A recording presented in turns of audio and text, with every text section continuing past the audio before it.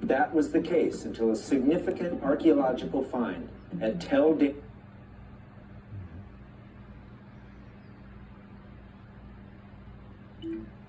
King David, an ancestor of Jesus Christ, is mentioned over 1,000 times. Outside of biblical or Jewish writings, there was no historical evidence that David ever existed. That was the case until a significant archaeological find at Tel Dan, Israel.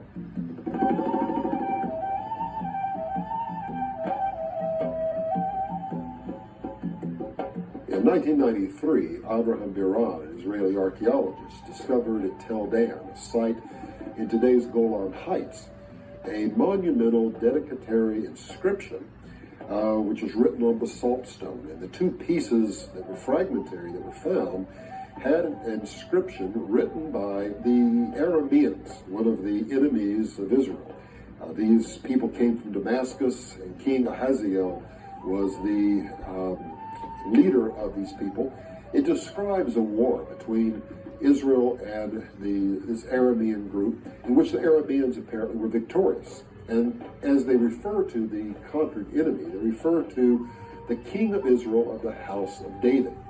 Now, remarkably, this is the first instance in an archaeological inscription in which the name David appears. And because it's written by an enemy of Israel, not by an Israeli themselves, therefore we can't accuse an Israeli of propagandizing this name or this myth of history. It actually was an historical person.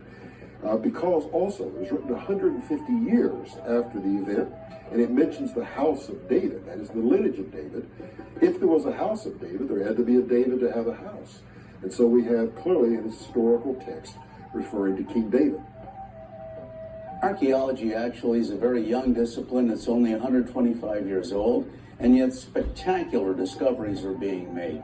For example, who was the judge on Good Friday who condemned Jesus? Pontius Pilate. Well, some of the critics were doubting that he ever lived until, in 1962, an Italian archaeological expedition found a 2 by 3 foot stone with a 2-inch Latin inscription on it.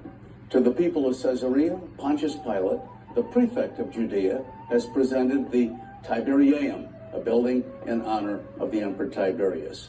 So this is the hard evidence from the ancient world, the smoking gun, if you please, from the ancient world, that yes, there was a Pontius Pilate. And then who's on the other side of the bar on Good Friday? The chief prosecutor, who was the chief priest among the Jews. His name was Joseph Caiaphas. Well, in 1990, in November, they announced the discovery of the Caiaphas ossuary. That's a stone chest in which to bury bones. They're running out of space, and so therefore they wanted a more compact way of dealing with the dead. And his name is inscribed on the other side of a beautifully ornamented limestone bone box. Yosef Bar Caiaphas, Joseph Caiaphas. And so there we have absolutely both the judge and the chief prosecutor on Good Friday showing up in stone. So what do we have? Archaeological discoveries continually affirm the historical accuracy of the Bible. In fact, it's said that archaeology is the best friend Christianity ever had. The evidence is overwhelming. The bibliographical, internal, and external tests confirm the text of the Bible, both Old and New, is reliable.